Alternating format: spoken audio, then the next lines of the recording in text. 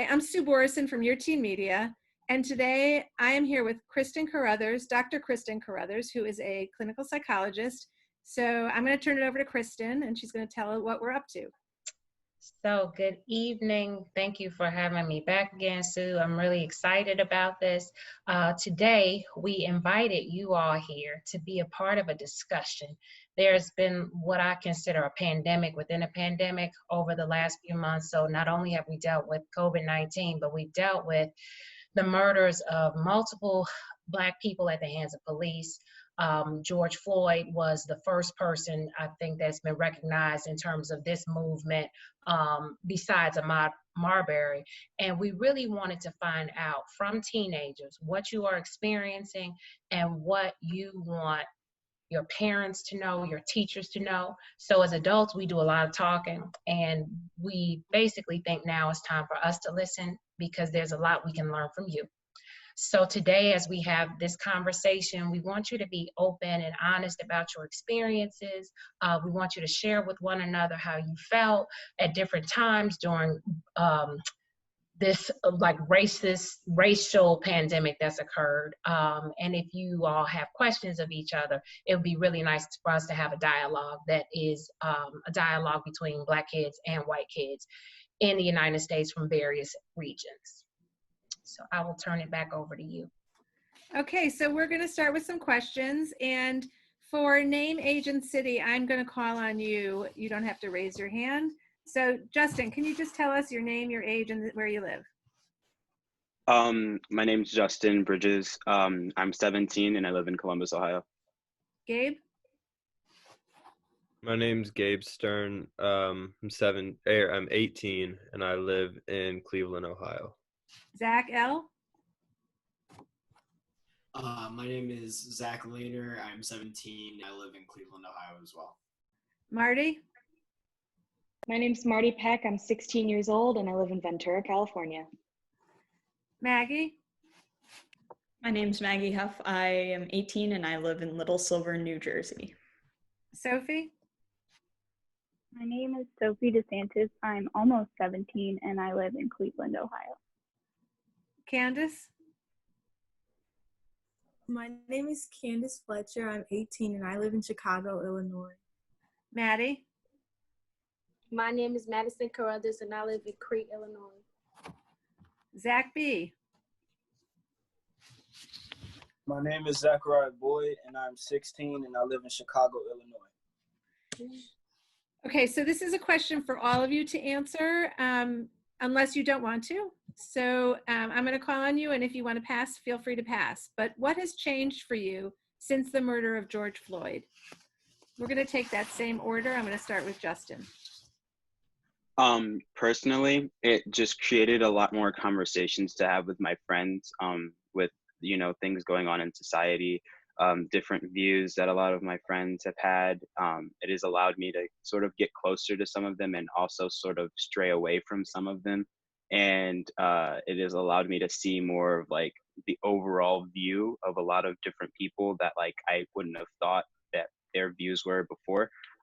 So it kind of opened my eyes to the perspective of a lot of people that I had in my life and that I needed to either keep close or kind of get away from in my circle. Gabe? It's definitely changed the pace of life, considering we were in a pandemic and everything was on lockdown, and then it changed the whole pace of my life.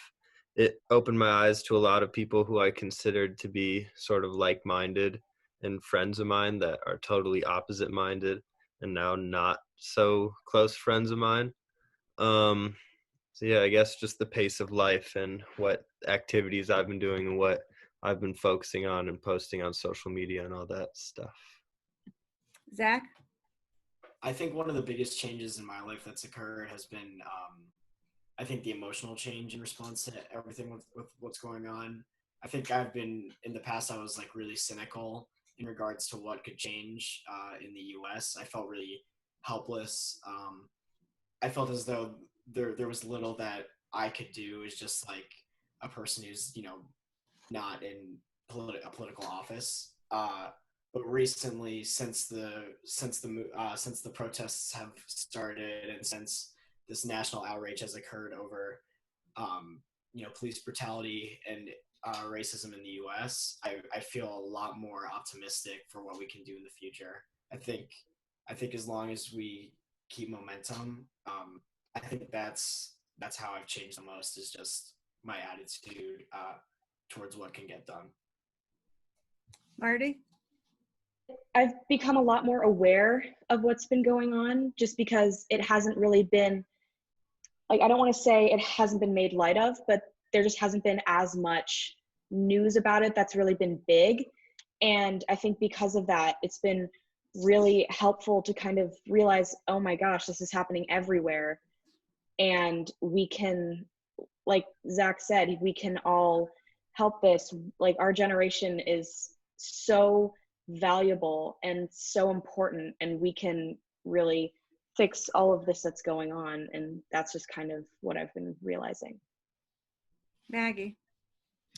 I think it's really ignited a fire within myself and my peers that I've never seen before. Previously, I wouldn't really take political action because I just didn't think about those causes that much, but this is something that I really care about, and I've never been more outspoken or have more conversations with my friends about something so serious and something that I genuinely feel like we need to change. So yeah, it's just changed the conversations I've had and the dynamics I have among my peers. Sophie? I think that it's just put the Black Lives Matter movement at the front of my mind pretty much at all times. So I know that I need to keep myself and my friends accountable to never let this kind of thing fade out of the media and what we're thinking about on a daily basis, because for the people that it's affecting, it's an everyday thing that they have to deal with through their whole lives. So it's just made me rethink how I've kind of maybe let myself go in the past and not taken accountability at all times for what I can do and what everyone can do to kind of combat this issue. Candace? It's definitely, I've definitely like lost friendships with people who didn't see like the importance of these issues and who tried to brush it off and act like it wasn't important. And it's also helped me to be like more outspoken, because I realized that you have to like have those conversations with people who are supposed to be your friends. And if something is important to me because it affects people who look just like me, then I feel like my friends, or like the people who I surround myself with, should also feel that it's just as important. Maddie? It opened my eyes a lot because during the looting, my mom still had to go to work downtown. And it was scary because I don't know if my mom's gonna come back home, or if something can happen to her, if she gets stuck there.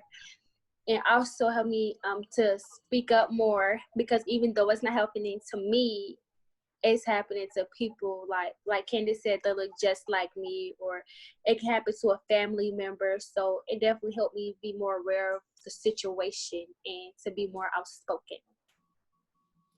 Zach B? All right, I'm gonna try to word this the best way I can. So for me personally, I'm involved in 2 organizations at my school, and one of my organizations is FFA, which is predominantly white. And Can you I tell have a us lot what? of, I'm sorry. What is the FFA? well, FFA, it once stood for Future Farmers of America, but that name became, almost biased in a sense. So they just put it, condensed it down to just FFA instead of Future Farmers of America, because minorities and other people started to, get involved as throughout time went. So, and then my other organization is Minorities in Agriculture, Natural Resources, and Related Sciences, which is manners. But I'm involved in both organizations at my school. And for FFA, as I said, it's predominantly white. So for majority of my, friends that I have at school, because my school is very diverse, And I have a nice group of white friends as well, from being on that officer team with them. Just from seeing what, I see on social media and what they post, it's almost gonna, it makes me wonder how well are we going to still be able to work together considering what's going on for my next 2 years that I have left, there at the school. So it's just making me wonder, what's going to happen next. And how well, is my connection going to still be with them? Because when I am around them, I try to stay away from things that, that involve politics and stuff like that. And, just anything that's what we're currently dealing with now, so I don't, stir anything up, because I have to work with these people. So yeah, that's just my perspective on it. I think you there's you all did a really nice job explaining what things have been like for you, and I noticed some things. And so in this brutal loss of life that's happened consistently, you all have learned to have a voice. Your generation has been forced to have a voice, and that voice is unified around the Black Lives Matter movement, but your perspectives are different. So what I notice is there's one perspective where it's an ally perspective, I want to know from my friends who supports the movement versus who doesn't. And if those people can't be encouraged to be more accepting, then I don't want to be around them. On the other hand, I also hear you all talking about basic safety issues, worrying about family. For those of you who are Black, it's will I be impacted? Could my family be impacted? And then I think that third piece that Zachariah kind of pulled out is when I am in a setting where I want to have a voice and I've tried to avoid these topics, what will happen now? Because these topics are going to come up. And so I think it's hard, and you all are being really brave to have the conversations. There's physical safety. So for people who are living in communities where there have been protests, where there's been looting and lack of resources, the events may mean one thing. For people who have distance from that, who live in communities where there were no protests or communities where there is no activity, you have a different perspective. And so what I like is that we have a group of people who are living different aspects of this reality. So I want to just encourage you all to continue to be open like you were on that last question. Okay, my next question is, what kind of changes do you want to see in school? So here I'd like you to raise your hand virtually if you want to be part of the conversation for that. Okay, Zach L. Sorry, I forgot you said virtually. That's okay. Hands up, we're going to. Hands up is fine. So yeah, there are a couple things I really want to see changed at school. So the first thing is, I'd say Shaker by demographic is really diverse. But the problem is our teacher population isn't representative of the student body. Most of our teachers are white, and I think that just has its own biases within it. It's just having a primarily white staff makes it difficult to have other perspectives, especially in the classroom where there are achievement gaps. And those are things that need to be solved. And I think one way to do that is just by hiring more teachers of color. And then the other thing that I see in my school a lot is I think people are really afraid to call people out sometimes for what they do. And I think I definitely don't. I think throwing around the term racist just to demoralize someone is really bad, but I don't think people should be as afraid to use the words as they are personally. I think people need to be called out in a way that really matters. It doesn't necessarily mean using the word super liberally. It just means calling people out on their Okay, I just want to welcome Abari, who just joined us. Thanks for being here. Our question right now is, what kind of changes do you want to see in schools? And if you want to participate in that answer, you can raise your hand for real, or you can raise your hand going to the participants on the bottom and clicking on hand raise. So Candace, can you tell us what you would like to see changed? Yeah. So from my perspective, so I like went to a Catholic school and it was pretty much mixed. It was like 50% Black and then like 50% white and a couple Hispanics. But something that I'm seeing from like a lot of like my other friends who go to like mostly white or mixed Catholic schools like in my area as well is that a lot of the schools are like afraid to address racial issues. So if a student like comes to them with an issue or feeling a certain type of way and they'll go, like even I know I've gone to administration just privately, like didn't want to stir the pot, and they kind of like ignore it or brush it under the rug. And I'm not sure if that's because they don't know how to deal with it or because they don't want to. But I think that's something that needs to change because then it makes, because like all of my administration is white and we don't really have any Black teachers. So when the students of color do go to them, it makes us feel like we're being ignored. And I mean, sometimes I feel like that might not be their purpose. Like they might not be trying to ignore us. Some people just don't know how to deal with things. But when you don't deal with it, that's 10 times worse because it makes us feel ignored, even though we make up just as much of the school as well. So I feel like the administration should like add like more teachers of color, and it doesn't have to be like just Black teachers. Like even our Spanish teachers are all white. Like, you know, there's no diversity really in the people that are in charge, and that like makes us feel, you know, like left out or overlooked. So Sophie. Well, I go to Laurel, and we're a predominantly white school, and we have mostly white teachers and administration. So I'm pretty sure that they're trying to diversify like the teachers and the administration, but I mean, I don't really know.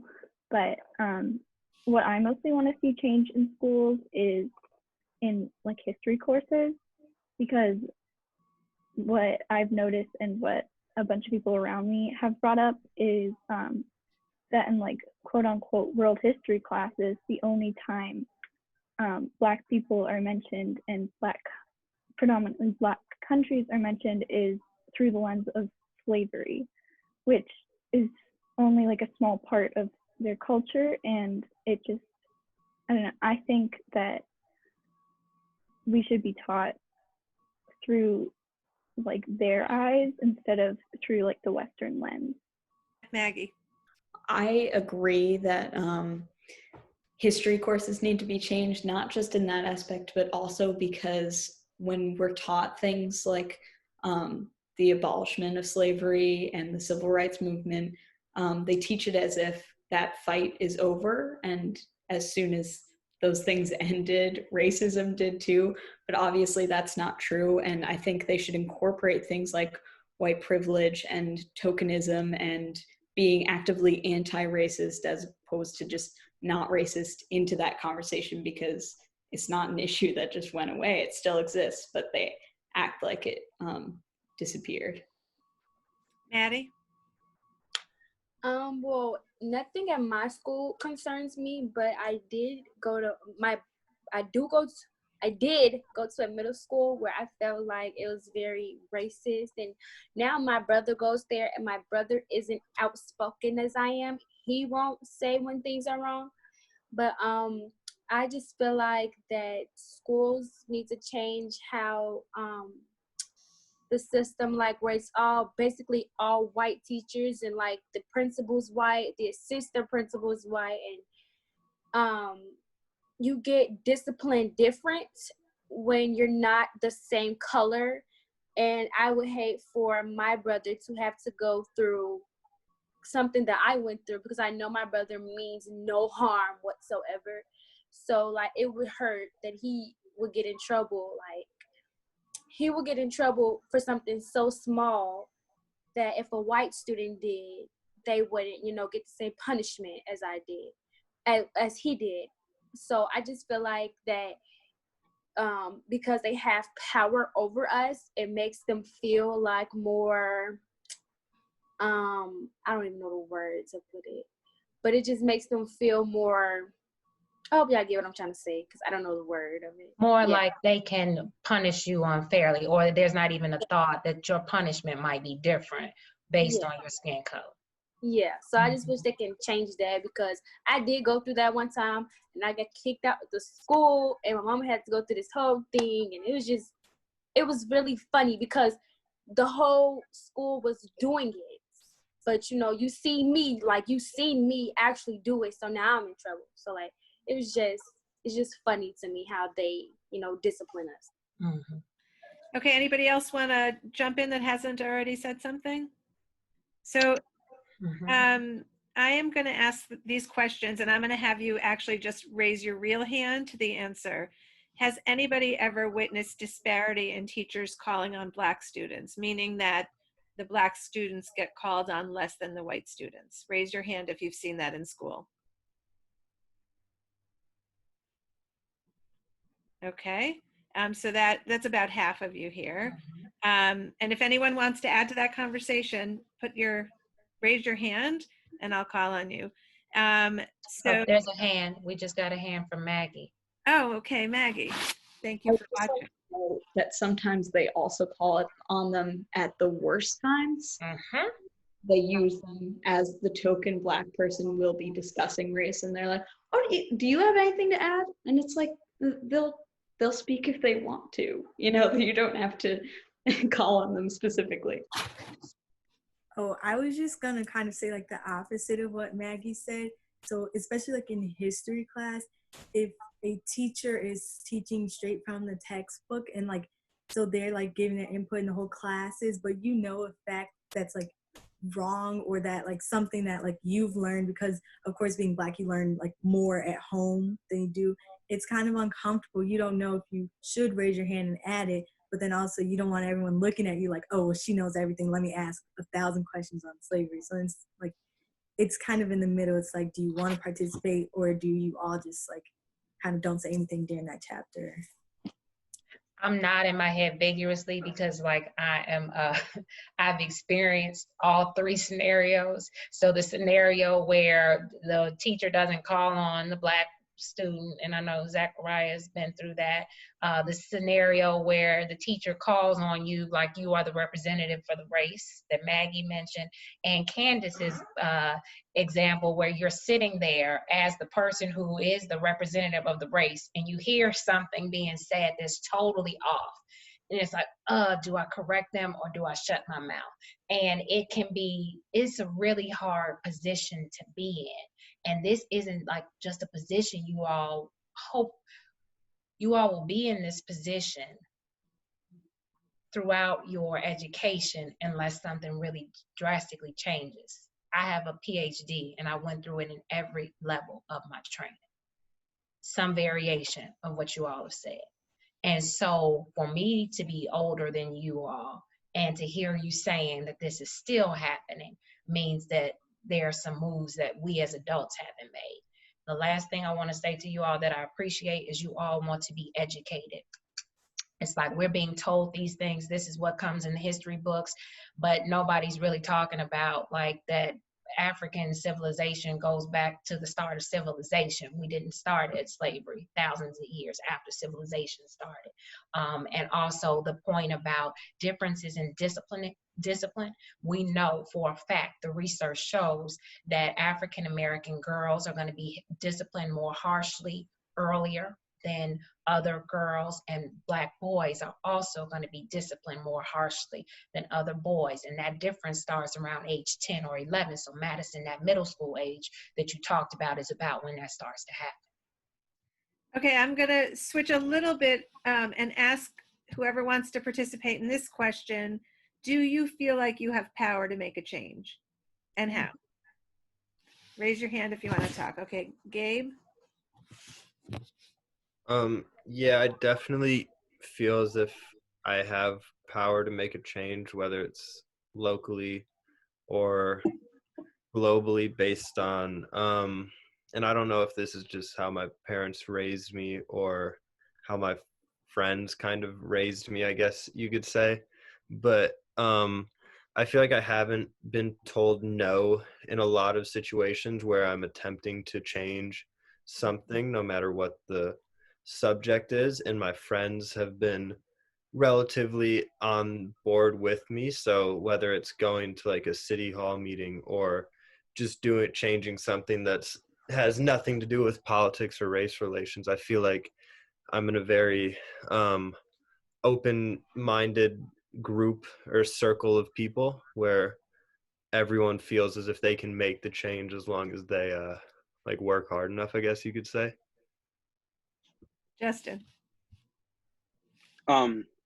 So personally, I feel that I do have as well as don't have that power to change. I feel like with like my friends and people that I'm really close to, if like I put in the effort and like I really work with them, help them to see like what's the issue and like really talk to them about it, they understand and that they change and they work on it. I feel that some people, regardless of how strong that they feel, like I can explain it to them very, very like clear as day, and they still just like they stick with their beliefs. And I just feel like, you know, the more that I don't know the person, the harder it is to like get them to change, especially because I feel that a lot of people are kind of just brought up that way, and trying to change an entire person's like upbringing and how they were raised and their like core values and beliefs is something that's just like I don't think any one person can do by themselves. But I feel that like if it's just like something like a topic on like race, if I'm just saying that like, hey, doing this was kind of offensive to a person and you know you probably shouldn't say these things because it's very offensive, that's something that I can help change versus someone's core belief about like, you know, the definition of racism and their views on like Black Lives Matter and like the and like treatment of people and police brutality and the difference between Black lives versus all lives matter, and people who like have grown up just believing that and like have that in their values. I can't change that about them. Maggie. I think if you have it, this is all about using your privilege to your benefit, because unfortunately, a bunch of Black people saying Black Lives Matter, they're not always going to be listened to because they're just like, you know, they're often overlooked. Their opinions are overlooked. But a white person saying it and a white person having uncomfortable conversations with other white people they know about why Black Lives Matter, and then all of them going out and saying Black Lives Matter, we're white people and we're saying Black Lives Matter, that's going to make a big difference. So it's all about using your privilege to make sure that other voices are amplified. Maddie. Well, my mom will never let me go protest or do any of that.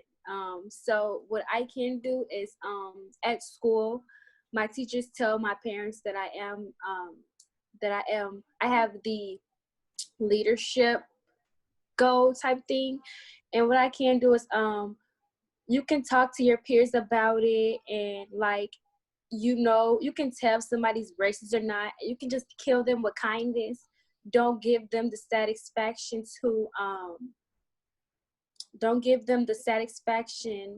to make you upset or anything. And I've watched a lot of I guess Black Lives Matter movies, I guess. And in a lot of the movies, the Black person is always being treated wrong, but is always still kind to the person. So in a lot of those movies, the white person most of the time ends up, you know, like feeling bad for the person because they see that people are genuinely good people, and not that all Black people are not, you know, criminals and they're not bad people. So just killing people with kindness and talking about it at school is how I can help try to better the situation. Marty. I think one person can make a difference to an extent, just because I feel like a lot of time in society, you are told that your voice doesn't matter, just like as one person, but it really does amplify if you have a group of people. And it depends on how outspoken you are. And society also tells you sometimes your voice is like, you shouldn't speak. Like, it's just kind of breaks you down in that way. So if you are super outspoken and you are working with other people, you can really truly make a difference and protest and all of that kind of stuff. Sophie. My answer is, of course, that we can make a change.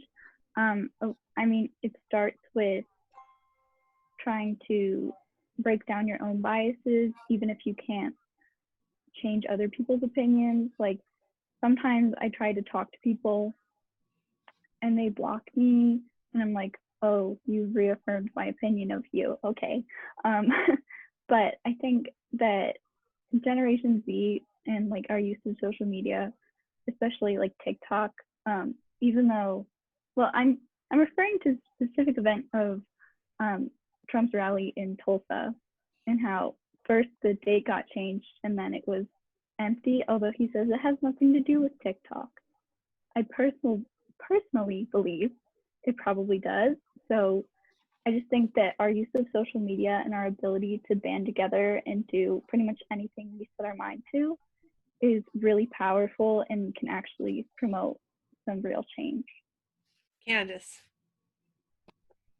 Yes, I do think that I personally can make a change, but I'm kind of working on the how, because sometimes it's not always the most comfortable thing to be like outspoken. Like sometimes it's like why do I have to do it? Like why can't someone else do it? But I guess once you find, my biggest thing is that just have to like stay in your character and like stick with what you believe in. And the the thing that I've noticed that works the most is, you know, when you're dealing with people who are maybe racist or maybe like don't value certain people, you just have to remember like just treat everyone with respect. Like, and I think that kind of works, especially me personally, like from my perspective, going to a Catholic school. That's how like I kind of get a lot of them. I'm like, you can't be like call yourself religious if you're not, because the base of all religions, it really does not matter. The base of every religion is just respect others and treat them well. And so I think that's kind of how I've been like making a difference, you know, a little bit. It's just like reminding people like respect is respect, everyone deserves respect, and like that's what I stand on, and that's what I'm always going to stand on. And so if other people see that, that's how I'm being. And even with, you know, some of my Black friends like were just upset, and as they have a right to be, but instead of like going off on, you know, some of the white people in my school, I'm like, no, just respect is respect. And when people see you doing that, they'll, you know, follow how you're being, and remember that, you know, you'd have to just like stay in your character, and that does make a difference. Barry? Yeah, I agree with everyone what they're saying, that some feel that they can't do it by themselves. Some feel that they have an extent of what they can do. But what I feel that I honestly feel that if you like begin to think with the end in mind, that honestly you could achieve anything you want. Because if we just honestly just go off of our emotions, like our anger towards the systematic racism in America, and we just do random acts like protesting, you know, like sign all these petitions, but we don't think like, how does that affect us? How does this improve our journey within the Black Lives Matter movement? Then eventually we're just gonna quit it, because we begin to realize that this does not benefit us in the long run. And honestly, it's sad to say that, but it's just the truth, that when we see something that we don't have any use for, or we can't find any beneficial use, then we just cut it out from our life. And that goes for anything, whether how good or bad that action is, or like that thing is towards our life. But once we really think about how how can we like improve the Black Lives Matter movement, and how like what does that look like, what is our goal in the end, each of us, then eventually we can make progress within America.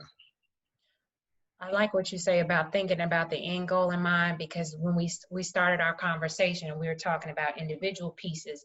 What can each of you all do? Where do you feel comfortable? Where is there some burden? Where is there some privilege that you can act on? But I think that that's a really great point, is what is the goal? is if the goal is like systemic change, and you all are the generation that will be the lawmakers, like we're going to have to listen to you. What types of like, and this might be a question that's totally, Sue, you might have something kind of linked to it, I don't know. But I think to just, what keeps your fire going? You know, what is the end goal? What are the like institutions that need to be changed? Because right now we get awareness with protests, right? We get awareness with riot. And sometimes, like you said, it's an emotional reaction. You're having an emotional experience. You want people to know you're angry. But then when everything calms down, how do we keep people consistently aware of the fact that this still matters? Since those murders, since George Floyd's murder, how many more murders have occurred? Since Breonna Taylor was murdered, how many more women have been murdered? Since, you know, and you all's generation, I think, is pretty unique because you all have known a Black president as your first president. And you also know police brutality and police murders. And so both of those things could seem like opposites. Or people might try to say, well, there's no racism because you all had a Black president. And now you all see the fruit of what has happened because people are responding to that. So I do encourage you all to think about your end game. What do you want your kids to be able to say you did? Gabe, I think you said something about when we talked before about parents taking steps, but they're so small and so slow and they're not working. So you all are the generation that's taking like leaps. And you know, I'm impressed.